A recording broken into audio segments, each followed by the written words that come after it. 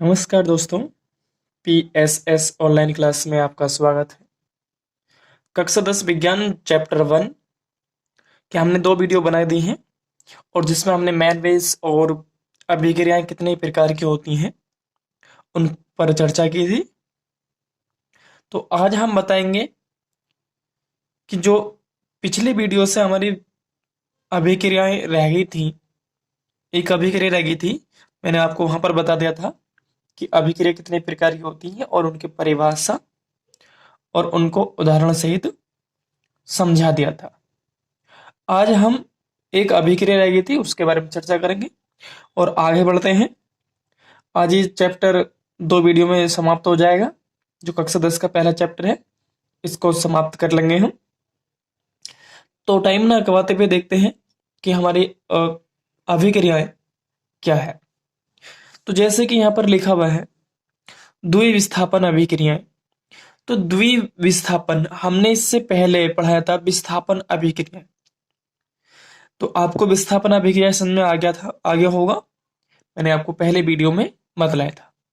अगर आपने हमारी पहली वीडियो नहीं देखी है तो उसका लिंक इस वीडियो के डिस्क्रिप्शन बॉक्स में मिल जाएगा। आप वहां से इसको फॉलो कर सकते हैं। यदि हमारे वीडियो चैप्टर के प्रति वीडियो आपको लेनी है तो प्लेलिस्ट में जाए, वहां आपको वीडियो के क्रम वाइज जो वीडियो क्रम है पहला दूसरा तीसरा क्रम के अकॉर्डिंग आपको वीडियो मिल जाएंगी। जो वीडियोस है वो आपको मिल जाएंगी। तो चलते हैं अपने इस वीडियो के में क्या अध्ययन करना है हमें। द्विविस्थापन अभिक्रियाएं कि द्विविस्थापन, द्वि का मतलब 2 बार विस्थापन। हमने पहले पढ़ा था केवल विस्थापन जिसमें एक विस्थापन हो रहा था, अब पढ़ना में द्विविस्थापन अभिक्रिया। तो देखते हैं कि द्विविस्थापन अभिक्रियाएं क्या होती हैं। तो इसकी डेफिनेशन है कि वे अभिक्रियाएं जिनमें अभिकारकों के आयन परस्पर बदल जाते हैं। क्या कहते हैं कि आयन परस्पर बदल जाते हैं। अब बात करेंगे कि आयन्स क्या होते हैं, इनके बारे में जानकारी प्राप्त करेंगे। पहले आप इस डेफिनेशन को समझेंगे, एग्जाम्पल समझेंगे और मैंने इसके अथवा में डेफिनेशन लिखी भी है, इसको भी आप समझेंगे कि वे अभिक्रियाएं जिनमें अभिकारकों के आयन परस्पर बदल जाते हैं वे द्विविस्थापन अभिक्रियाएं कहलाती है। यानी कि आयनों का आदान प्रदान होता है, एक दूसरे के आयन एक दूसरे पर चले जाते हैं। जैसे कि इसका एग्जाम्पल है, हमारे पास में है बेरियम क्लोराइड। क्या है? Barium chloride. और यहां पे है सल्फ्यूरिक अम्ल H2SO4।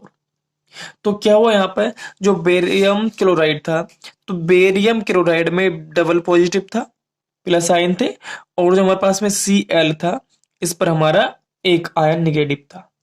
इसी प्रकार H2 पर प्लस का एक आयन था और SO4 पर हमारा क्या था, डबल आयन थे। तो क्या हुआ, इनके आयन परस्पर बदल गए जो हमारे अभिकारक है। तो देखो मैंने अभी लिखे, यहाँ पे लिखा हुआ है जिनमें अभिकारकों के आयन, किनके आयन, अभिकारकों के आयन परस्पर बदल जाते हैं। तो आपको ये दिख रहा होगा कि जो मेरे पास मैंने क्या लिया है, बेरिलियम क्लोराइड था मेरे पास, सॉरी बेरिलियम नहीं, बेरियम क्लोराइड, बेरिलियम भी ई होता, बेरियम क्लोराइड। अब मैंने इनको तोड़ा तो इस प्रकार से, तो इस प्रकार से इस पर डबल पॉजिटिव हुआ, इस पर सिंगल, इस पर भी डबल, और इस पर सिंगल पॉजिटिव और इस पर डबल निगेटिव हुआ। तो अब इनके आयनों ने क्या काम किया कि जो इसका पॉजिटिव आयन है, इसका जो पॉजिटिव आयन है दूसरे कंपाउंड जो था उसके नेगेटिव आयन से जाकर के क्या हो जाएगा, बदल जाएगा।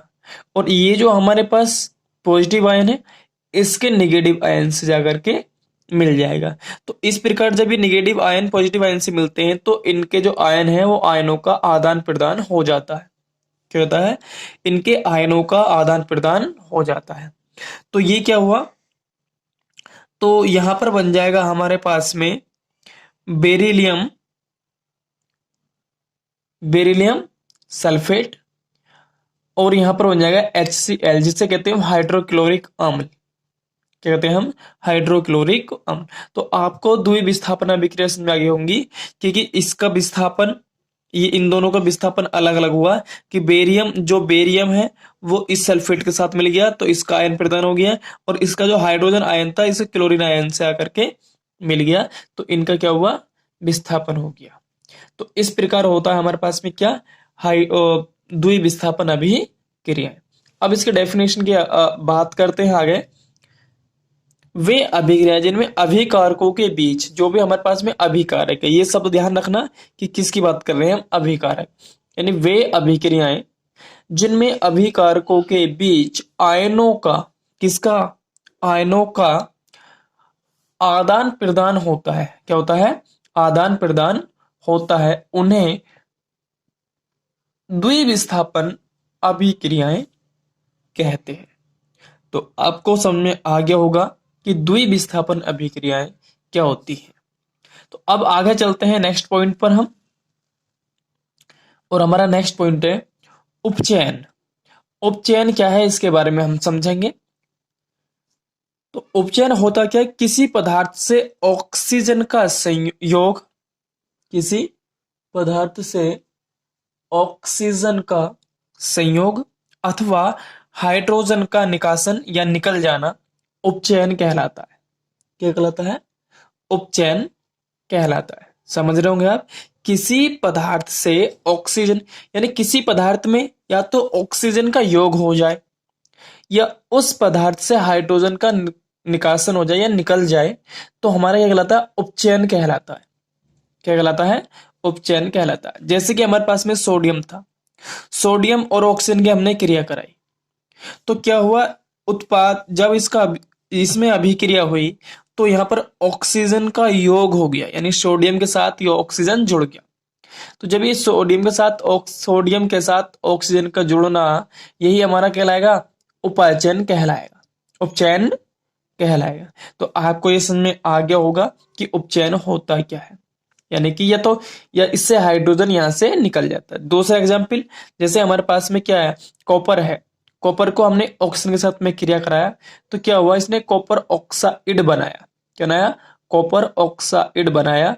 तो क्या हुआ? ये जो हमारे पास में कॉपर था इस ऑक्सीजन के साथ में ऐड हो गया। जब ये ऐड हो गया तो हमारे पास में कंपाउंड बना, और जब मैंने आपको बोल रखा कि किसी पदार्थ में ऑक्सीजन का योग होना, क्या होना? योग हो जाना हमारा उपचयन कहलाता है, या हाइड्रोजन का निकासन या निकल जाना हमारा उपचयन कहलाता है। तो आपको ये समझ में आ गया होगा कि उपचयन क्या होता है। अभी हम इस चैप्टर में ढेर सारी रिएक्शन करने वाले हैं, जिससे आपको बहुत सारी बातों का जानकारी मिलेगी, और ये आपको रिएक्शन भी बहुत अच्छे से समझ में आ जाएंगी। अब देखते हैं हम कि अपचयन क्या होता है। तो बात करें अपचयन क्या होता है, तो यानी कि अपचयन किसी पदार्थ से ऑक्सीजन का निकलना तथा हाइड्रोजन का योग अपचयन कहलाता है। देखो, उपचयन जो हमारे पास में उपचयन थी वो अपचयन की बिल्कुल जस्ट एक विपरीत है। क्या है ये? विपरीत है। इस डेफिनेशन में क्या कह रहा है कि किसी पदार्थ से ऑक्सीजन का निकलना, और उपचयन में क्या कहा था? उपचयन में कहा था कि किसी पदार्थ से ऑक्सीजन का योग होना। क्या होना? ऑक्सीजन का योग होना, और वगैरह किसी पदार्थ से ऑक्सीजन का निकलना। तो जस्ट विपरीत है। इसमें क्या हो रहा है? हाइड्रोजन का निकासन या निकलना, और इसमें हो रहा है हाइड्रोजन का योग। हाइड्रोजन का योग तो क्या कहलाता है हमारे पास में? वो अपचयन कहलाता है। क्या कहलाता है? अपचयन कहलाता है।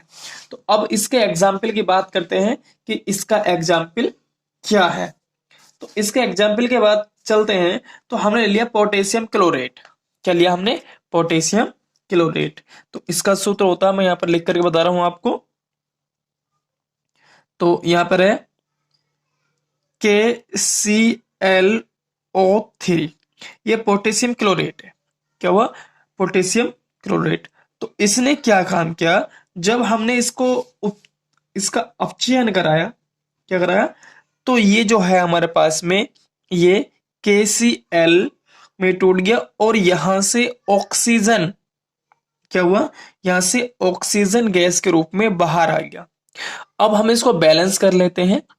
अगर हम बैलेंस की बात करें तो यहाँ पर हमारे पास में ऑक्सीजन की मात्रा कितनी थी, 3 है, और यहाँ पर कितनी है, 2 है।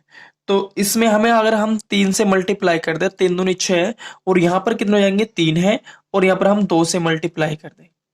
तो जब हम यहाँ पर 2 से मल्टीप्लाई कर देंगे, 3 दूनी 6, अब हमारे पास में पोटेशियम और क्लोरीन के अणु बराबर नहीं है, तो पोटेशियम में 2, क्लोरीन में 2 हो जाएंगे, तो यहाँ पर हम 2 से मल्टीप्लाई कर देंगे। तो इस प्रकार हमारे पास में क्या हुआ, यहां से ऑक्सीजन का निकलना। तो हमारे पास में एक कंपाउंड था जिसका नाम है पोटेशियम क्लोरेट। क्या है, पोटेशियम क्लोरेट, क्लोरेट। और ये आपको पता ही है, ये पोटेशियम क्लोराइड है, और ये क्या आपको पता है, ऑक्सीजन है। तो यहां से क्या हुआ, ऑक्सीजन निकल रहा है, यानी किसी पदार्थ से क्या ऑक्सीजन का निकलना। तो ये पदार्थ था, इससे हमारा ऑक्सीजन निकल गया, तो ये हमारा कहलाएगा कौन सी अभिक्रिया, अपचयन अभिक्रिया। तो चलते हैं आगे। तो देखते हैं ये हमारे पास में क्या हुआ, ये एग्जाम्पल हमारे पास में 1 हो गया। अब देखते हैं इसका एग्जाम्पल नंबर 2, कि हम इसका एग्जाम्पल नंबर 2 कह सकते हैं। तो जैसे हमारे पास में अभी हमारे पास में ये रिएक्शन है, इसको नहीं लेंगे, हम इसके थ्रू लेंगे। तो ये है हमारे पास में कॉपर ऑक्साइड है। जो हमारे पास में कॉपर ऑक्साइड है, हमने क्या करा, इसका H2O और इसका तापन कराया। तापन मतलब हमने इसको हीट किया। तो जब हमने इसको गर्म किया, तो ये जो है यहाँ से क्या हुआ, ऑक्सीजन यहाँ से निकला बाहर, और केवल क्या हुआ, यहाँ पर CO बचा कॉपर, और इसने यहां से ऑक्सीजन निकल के हाइड्रोजन साथ में क्या हुआ, जुड़ गया। तो H2O यहां पर क्या बना लिया, जल बना लिया। क्या करा हमने, इसको हीट किया, जब हमने इसको हीट किया, तो जो कॉपर ऑक्साइड है, हीट करने पर कॉपर में परिवर्तन हो गया, और यहां से क्या निकलता था बाहर, जल। तो देखो यहां से क्या हुआ, मैंने किसी पदार्थ से ऑक्सीजन निकलना, तो क्या हुआ, जो हमारे पास में कॉपर ऑक्साइड था, तो ये ऑक्सीजन यहां से बाहर निकल गया, और ये जो हाइड्रोजन था, हाइड्रोजन का योग, और यहाँ पर क्या हुआ, हाइड्रोजन के साथ में क्या हो गया, ये योग हो गया। तो ये कहलाता है हमारे पास में क्या, अपचयन। तो अब पढ़ते हैं हम उपचयन के दैनिक जीवन में, उपचयन के दैनिक जीवन में हमारे क्या लाभ है, और हमें कहां पर देखने के लिए मिलता है, किस प्रकार से हम इसको जानेंगे, देखते हैं। तो देखते हैं हम दैनिक जीवन में।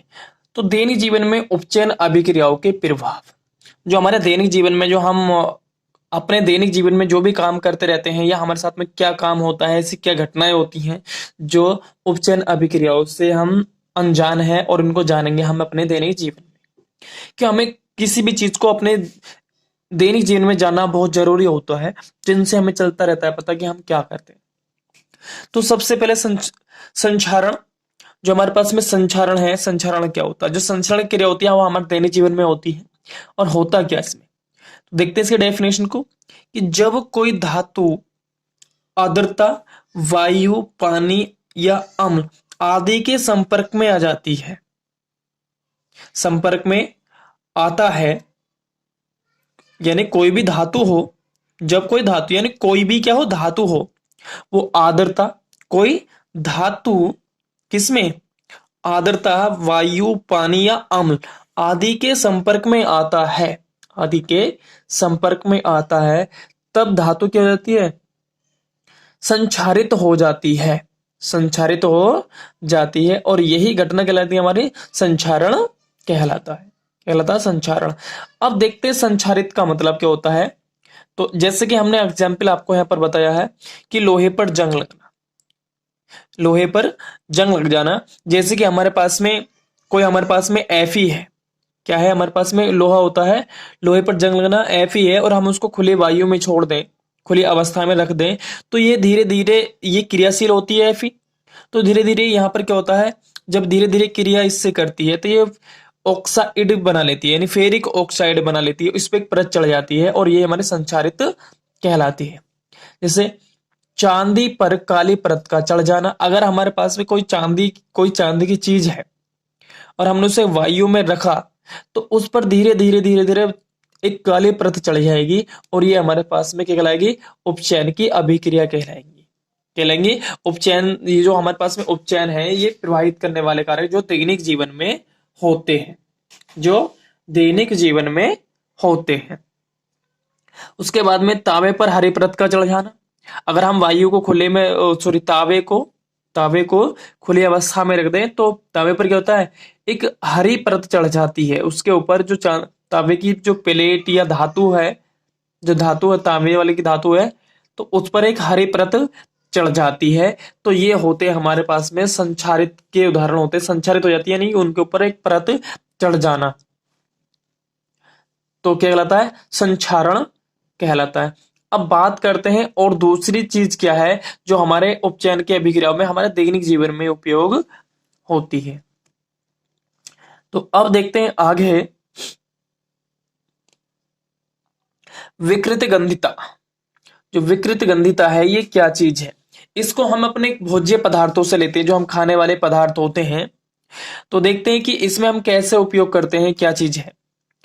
यानी कि वसा युक्त तेलीय खाद्य पदार्थ, यानी वसा युक्त, जो वसा है युक्त, वसा से युक्त पदार्थ होते हैं और ये तेलीय खाद्य सामग्री, जो खाने वाली सामग्री होती है, यानी कहने मतलब हमने भोजन लिया, चिप्स लिए हमने, तेल में तले होते हैं, या समोसे, या इस प्रकार की कुछ भी चीज जो तेलीय होती है, किसके, वायु के संपर्क में आने पर, जो हमारे पास में वसा एवं तेलीय युक्त सामग्री जो भी पदार्थ है वो वायु, किसके, वायु के संपर्क में, मैं इस पर डैश का चिन्ह लगा रहा हूं जिससे आपको चल जाए पता कि इस वर्ड का मतलब क्या।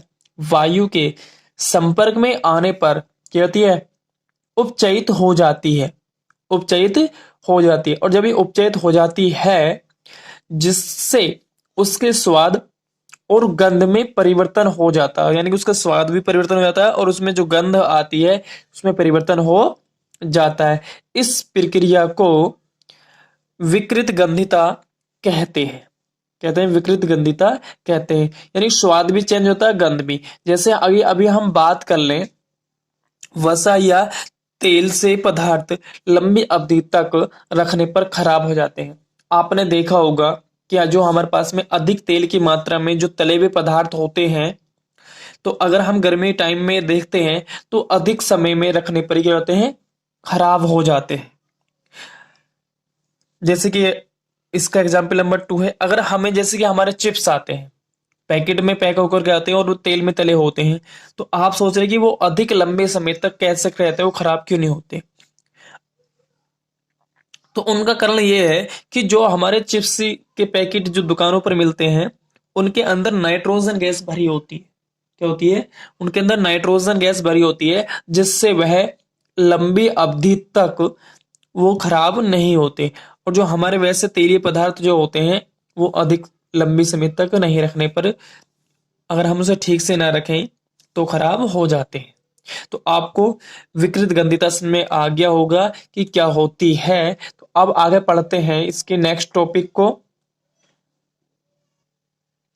तो देखेंगे, अब हम पढ़ेंगे रेडॉक्स अभिक्रियाएं।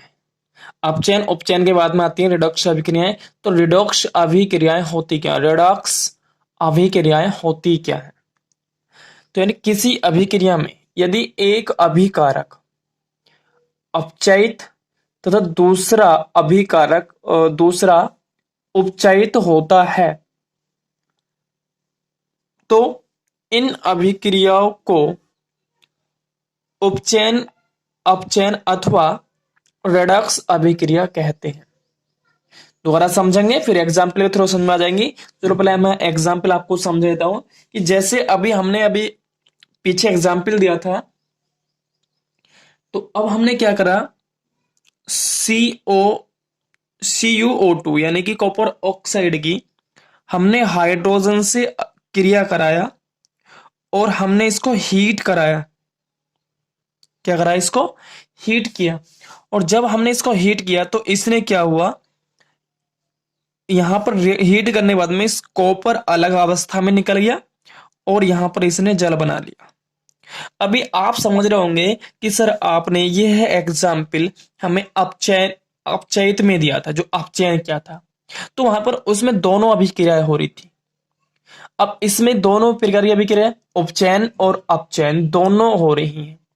किस में अपचयन और किस में उपचयन हो रही है, इसकी बात करेंगे। अगर हम बात करें तो हाइड्रोजन का योग होना, किसका, हाइड्रोजन का योग तो हुआ नहीं है अब, तो यहां पर ऑक्सीजन का योग हुआ है, ऑक्सीजन का जुड़ना। तो अगर हम बात करें तो ये जो हमारे पास में अभिक्रिया हुई है, तो यहां पर क्या हुआ, ऑक्सीजन जुड़ गया। और जब ऑक्सीजन का योग होना, कौन सा अभिक्रिया कहलाता है, उपचयन। क्या कहलाता है, उपचयन। अब यहां से ऑक्सीजन का निकलना, तो यहां से ऑक्सीजन निकला और ऑक्सीजन निकल गया और हमारे पास में धातु मिली कॉपर। तो यहां पर इसका क्या हुआ, अपचयन हुआ। क्या हुआ, अपचयन हुआ। तो इस प्रकार से ऐसी अभिक्रिया कि जिसमें अपचयन तथा उपचयन दोनों हो, यानी कि एक अभिकारक का तो अपचयन हुआ हो और एक का उपचयन हुआ हो, तो इस प्रकार की अभिक्रिया को हम रिडॉक्स अभिक्रिया कहते हैं। क्या कहते हैं हम, रिडॉक्स अभिक्रिया कहते हैं। तो इसके और एग्जाम्पल भी हैं।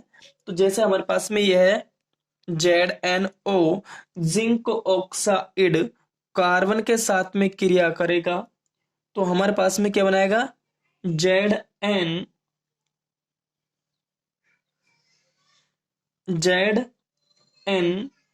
और प्लस के यहां से बनाएगा CO, कार्बन मोनोऑक्साइड। तो अब यहां पर भी क्या हुआ, इसी प्रकार से यहां पर अपचयन और उपचयन दोनों हुए हैं। तो इस प्रकार की वह अभिक्रिया जिसमें अपचयन और उपचयन, एक ही अभिक्रिया में अपचयन भी और उपचयन भी हुआ हो, तो इस प्रकार की जो अभिक्रिया होती है हमारे पास, वो रिडॉक्स अभिक्रियाएं कहलाती हैं। अब पहुंचते हैं हम आगे कि आगे क्या है। आगे है ऊष्माक्षेपी अभिक्रिया। ये मोस्ट है, मोस्ट, ये दोनों अभिक्रियाएं दोनों मोस्ट हैं, ऊष्माक्षेपी और ऊष्माशोषी अभिक्रियाएं क्या होती हैं। अब हम बात कर लेते हैं कि ऊष्माक्षेपी अभिक्रियाएं होती क्या है। तो अब बात करें कि यानी कि वह अभिक्रिया जिसमें उत्पाद के साथ साथ ऊर्जा या ऊष्मा भी उत्पन्न होती है, उसे ऊष्माक्षेपी अभिक्रिया कहते हैं। क्या कहते हैं, उसे ऊष्माक्षेपी अभिक्रिया कहते हैं। अब हम इसकी बात कर लें फॉर एग्जाम्पल की, तो हमारे पास है एग्जाम्पल जैसे प्राकृतिक गैस का दहन। जो प्राकृतिक गैस है, प्राकृतिक गैस का दहन। अब आप सोच रहे होंगे प्राकृतिक गैस, जो प्राकृतिक गैस है, प्राकृतिक गैस है, उसका दहन, तो प्राकृतिक गैस होते हैं हमारे पास में मैथेन, CH4। और हमने ऑक्सीजन, दहन के लिए सबसे मोस्ट कौन सी गैस है, ऑक्सीजन, इसके साथ में हमने क्रिया कराया।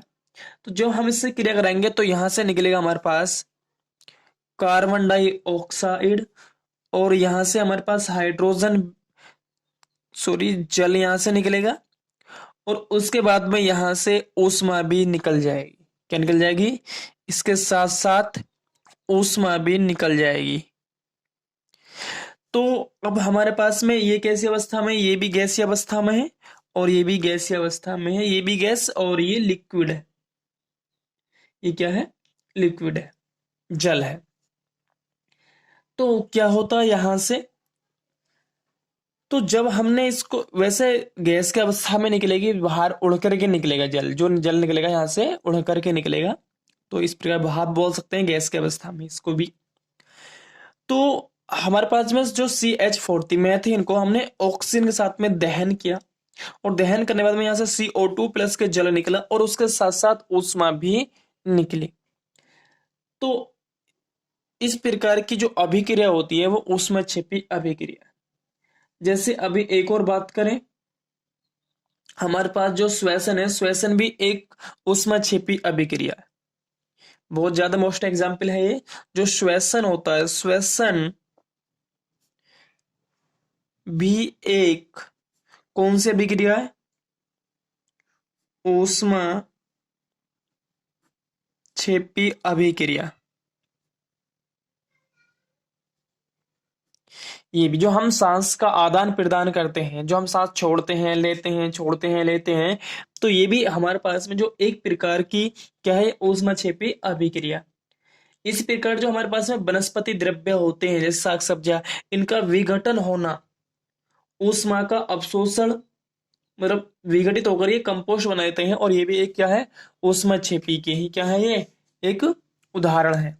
तो आप इसे लिख भी सकते हैं कि वनस्पति द्रव्य का विघटित होकर कंपोस्ट बनाना भी ऊष्माक्षेपी अभिक्रिया है। सॉरी, हाँ, ऊष्माक्षेपी अभिक्रिया है। तो आपको इन ऊष्माक्षेपी के बारे में समझ में आ गया होगा कि ऊष्माक्षेपी अभिक्रिया क्या है।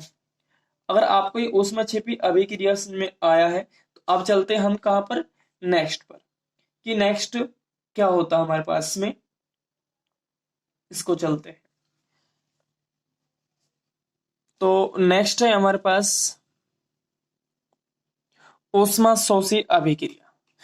तो ये लास्ट आपका टॉपिक है, इसके बाद हम प्रश्नावली और जो चैप्टर में बीच बीच में क्वेश्चन है उसके बारे में जानकारी करेंगे।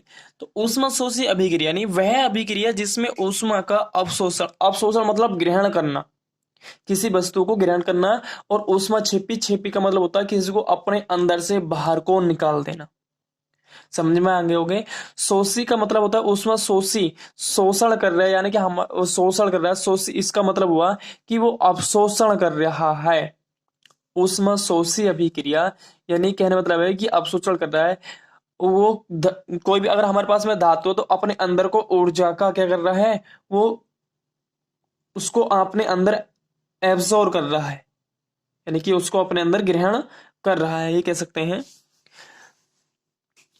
तो ऊष्माशोषी अभिक्रिया क्या होती है, यानी कि वह अभिक्रिया जिसमें ऊष्मा का अवशोषण, अवशोषण मतलब ग्रहण कर लेना, उसे ऊष्माशोषी अभिक्रिया कहते हैं। फॉर एग्जाम्पल अगर हम अभी बात करें तो हमारे पास में एक हमने चलो नाइट्रोजन गैस को लिया, नाइट्रोजन ये भी हमारे पास में गैस है, उसके साथ में हमने ऑक्सीजन गैस को लिया और इन्होंने आपस में क्रिया करी, और क्रिया करने बाद में नाइट्रो ऑक्साइड यहाँ पर बनाया, और ये हमारे पास में इसको बैलेंस, हमने उस अभिक्रिया को अभी बैलेंस नहीं किया था, बैलेंस करने ध्यान नहीं समझाने के चक्कर में, तो अब हम इसको बैलेंस कर लेते हैं।